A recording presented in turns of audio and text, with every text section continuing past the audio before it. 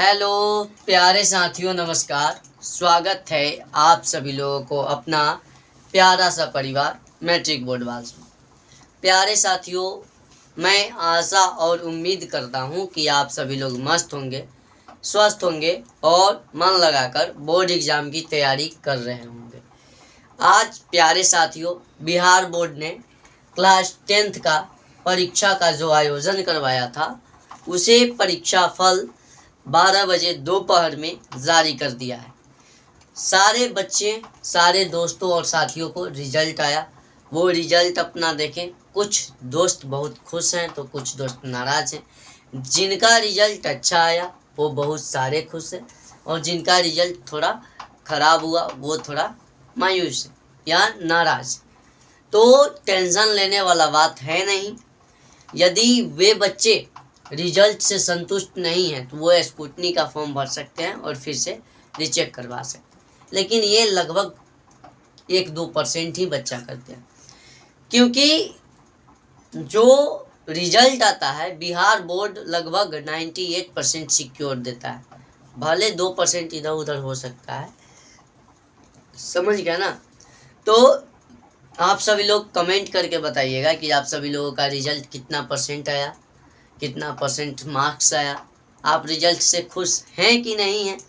क्या आप बिहार बोर्ड जो आपको रिजल्ट बनाकर देखा उस भेजा, जिस पे आप क्या अपनी राय को व्यक्त करना चाहते हैं? और हाँ, क्लास 10th को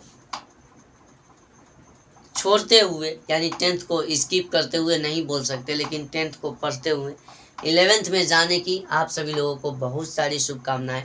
जाइए, एडमिशन लीजिए और माध्यमिक स्तरीय पे अपनी शिक्षा को और बेहतरीन मजबूत कीजिए।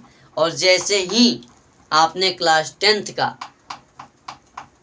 में अपना नाम रोशन किया, अपने माता पिता, अपने गांव समाज का नाम रोशन किया, वैसे ही आपको 12th में ही करना है। ऐसा नहीं कि यहाँ वाला जोश और जुनून को खो देना है वहाँ पे ले जाके, ठीक है? तो ऐसा नहीं करना है। देखिए, मैं आप सभी लोगों से बताना चाहूँगा कि रिजल्ट जो भी आया उसे स्वीकार कीजिए, ज़्यादा चिंतित मत होइए और आगे की कार्य को देखिए कि हाँ आगे क्या करना है। अब ये रिजल्ट थोड़ा सा इधर उधर हो गया तो इससे तो घबराने वाली बात है नहीं, ज़्यादा टेंशन भी नहीं लेना है। आगे का काम क्या करना है इसको सोचिए कि नहीं, इसमें हम इससे थोड़ा सा पीछे हुए हैं तो नहीं, उसको ही टारगेट आप कीजिए और 12th में धर के उसको बैक कीजिए। अब मान के चले कि हमारा एक दोस्त है, वो मुझसे 10th में 10 नंबर, 20 नंबर या 100 नंबर ज़्यादा लिया, तो आप उसको फोकस कीजिए, समझिए, पकड़िए और कहीं उससे अच्छा बेहतर कर जाइए 12th में। तो ये होता है गोल सेट करना। ऐसा नहीं किया हमारे से ज़्यादा नंबर ले आया और क्या करवाई रे, सोचते रहना है लेकिन करना कुछ नहीं। तो बराबरी कीजिए, हिसका कीजिए, जिसको हिंदी देहाती भाषा में कहते हैं हिसका, बराबरी कीजिए, लेकिन ईर्ष्या का भाव नहीं रखिए। जलस जो है ना, जिसको क्या कहते हैं जलसखोरी, वो मत कीजिए, समझ गए? उसको टांग खींचने की कोशिश मत कीजिए। मैं ये बात के माध्यम से आप सभी लोगों को संदेश देना चाहता हूँ कि देखिए, हिसका कीजिए। जड़ंतपन जो होता है यानी जलसखोरी जो होता है, कभी भी दोस्त किसी भी व्यक्ति के साथ नहीं करना चाहिए। जलसखोरी करने वाला वो आगे कभी नहीं बढ़ पाता है, लेकिन हाँ, जो बराबर करता है शायद वो आगे ज़रूर बढ़ता है। तो आप सभी लोगों को मैं यही कहना चाहता था। सॉरी, इतना जो मैंने आप सभी लोगों का एक्स्ट्रा टाइम लिया, इसके लिए माफ़ी चाहता हूँ। आज मैं आपको बायोलॉजी की क्लास लेकर आया हूँ जो चैप्टर नंबर 2 है। क्या है? चैप्टर नंबर 2 है। वो है क्या है? श्वसन, जिसका नाम क्या है? श्वसन। चैप्टर नंबर 2 का क्या नाम है? श्वसन। श्वसन में हम श्वसन के बारे में जानते हैं, खुद मानव श्वसन के बारे में जानते हैं, पौधों में श्वसन के बारे में जानते हैं, जीव, जलीय जीव या जंगली जीव जो भी हैं वो सारे जीव के श्वसन के बारे में जानते हैं। तो श्वसन कहने का मतलब, श्वसन एक ऐसी क्रिया है जिसके द्वारा हम ऑक्सीजन को ग्रहण करते हैं और उससे हमारी शरीर में ऊर्जा की प्राप्ति होती है। ऑक्सीजन से हमारे शरीर में ऊर्जा की प्राप्ति होती है और उससे अपशिष्ट वायु जो है जिसे कार्बन डाइऑक्साइड कहते हैं उसे हम छोड़ते हैं, एनर्जी आता है। ठीक है, तो श्वसन कहने का मतलब, इसको परिभाषित रूप यदि देखा जाए तो श्वसन वैसी प्रक्रिया है जिसके द्वारा मानव यानी जो जीव है ऑक्सीजन को ग्रहण करते हैं और उससे अपने अंदर की ऊर्जा को पुष्टि करते हैं, यानी ऊर्जा को ग्रहण करते हैं, उत्पाद करते हैं, जिससे अपनी दिनचर्या को चलाते हैं। हमारे जिंदा रहने में हर एक पल श्वसन काम आता है। भले हम सो जाएं, हमारे शरीर रेस्ट में हो, लेकिन श्वसन अंग कभी रेस्ट में नहीं रहता है। श्वसन अंग कभी रेस्ट नहीं लेता है और बाकी सारे अंग रेस्ट ले सकते। जैसे ये हाथ है, ये रेस्ट लेगा। जब तक मैं आपको पढ़ा रहा हूँ तब तक ऐसे ऐसे कर रहा हूँ, जैसे ही पढ़ाना बंद किया इसको जेब में डाल दूंगा, ये आराम से मस्ती करते रहेगा। समझ गए ना? लेकिन श्वसन अंग जो है कभी भी रेस्ट में नहीं रहता है, कभी भी विराम अवस्था में नहीं रहता है। तो हम देखते हैं श्वसन के बारे में, उसके बाद देखेंगे श्वसन अंग के बारे में। तो श्वसन कहने का मतलब श्वसन की क्रिया द्वारा श्वसन अंग के माध्यम से श्वसन की क्रिया में हम ऑक्सीजन को अंदर लेते हैं। उसके बाद क्या करते हैं, हम ऑक्सीजन को अंदर लेकर और ग्लूकोज के रूप में क्या कर देते हैं, तोड़ देते हैं, जिससे कार्बन डाइऑक्साइड और ऊर्जा की प्राप्ति होती है। कार्बन डाइऑक्साइड और ऊर्जा की प्राप्ति होती है। ये क्या हुआ, ये ग्लूकोज है, ये ऑक्सीजन है।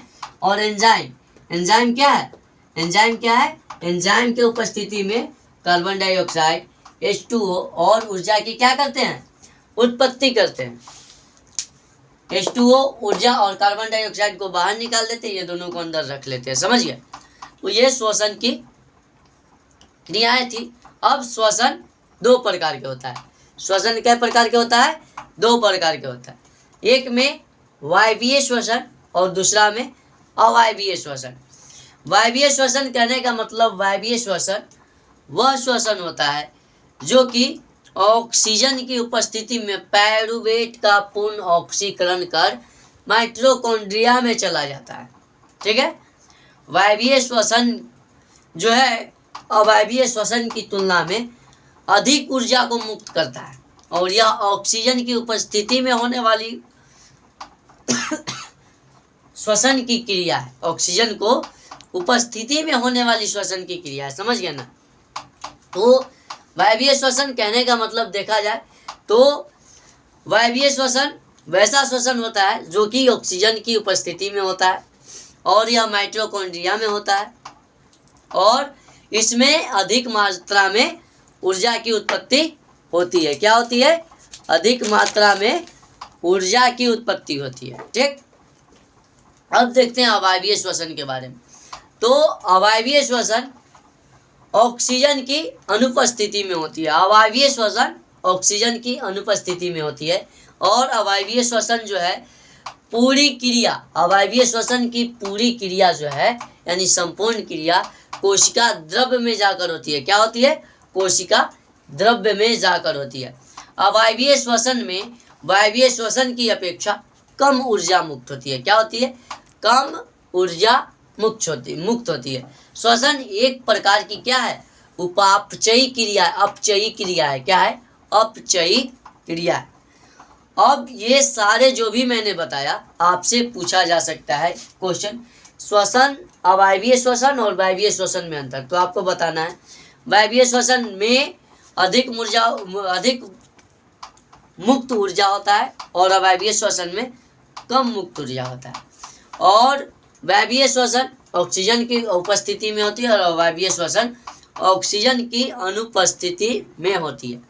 वायवीय श्वसन माइटोकॉन्ड्रिया में होता है जबकि अवायवीय श्वसन कोशिका द्रव्य में होती है। तो ये वायवीय श्वसन और अवायवीय श्वसन के बारे में था। अब देखते हैं मानव श्वसन तंत्र के बारे में। किसके बारे में? मानव श्वसन तंत्र। ठीक, श्वसन तंत्र कहने का मतलब वैसा तंत्र, वैसा अंग श्वसन तंत्र या इसे अंग कह सकते हैं, श्वसन तंत्र या इसे अंग। तो कहने का मतलब वैसा तंत्र या वैसा अंग जो श्वसन की क्रिया में सहायक हो। क्या हो? श्वसन की क्रिया में सहायक हो, वो क्या कहलाएगा? श्वसन अंग या श्वसन तंत्र कहलाएगा। जैसे श्वसन अंग के अंतर्गत में मनुष्य का नासिका क्षेत्र, श्वसन तंत्र ही स्वर तंत्र या लैरिक्स, श्वास नली या ट्रैकिया, फेफड़ा और मिलकर श्वसन अंग कहलाते हैं। इसके अलावा और भी होता है, फुफ्फुस धमनी होता है, समझ गए। हृदय का स्थान क्या होता है? गला होता है, मुख होता है, मुख के द्वारा भी सांस लिया जाता है। वायु कोष्ठिका होती है, पैराइटल प्लूरा होता है। ये सब जितना भी होता है ना, श्वसन अंग ही कहलाता है। तो मैं आपको श्वसन के प्रकार को बताया, और अगली बार अगला वीडियो में मैं आपको मानव श्वसन तंत्र या अंग के बारे में बताऊंगा, ठीक है। जैसे नासिका, नासिका का क्या काम होता है? श्वसन को ग्रहण करना। क्या होता है? ऑक्सीजन को ग्रहण करना, क्या सॉरी ऑक्सीजन को ग्रहण करना, ठीक। और ऑक्सीजन नासिका में ही क्या पाया जाता है, उसको क्या कहते हैं? श्लेष्मा। इसके अंदर में जाकर एक श्लेष्मा या म्यूकस पाया जाता है, जिसमें जो भी गंदगी जाता है ना, जैसे वायु में गंदा जाता है तो वो अंदर जाकर बैठ जाता है और उसके अंदर स्वच्छ वायु जा पाता है। उसके बाद क्या होता है? लैरिक्स होता है, ट्रैकिया होता है, वो वायु को क्या करता है? फिल्ट्रेट करते रहता है। उसके बाद अंदर जाके क्या होता है? फुफ्फुस धमनी द्वारा ऑक्सीजन को खंडन करके और सारी क्रिया जो मैंने आपको विशेष रूप से अगली क्लास में बताऊंगा, ठीक है। तो मिलता हूँ अगले वीडियो में, तब तक के बाय, टेक केयर। मैं आप सभी लोगों से जाते जाते एक अनुरोध करना चाहूँगा कि प्लीज़ इस क्लास को अपने दोस्तों में शेयर करिए, बस यही कहना चाहूँगा। Bye, take care.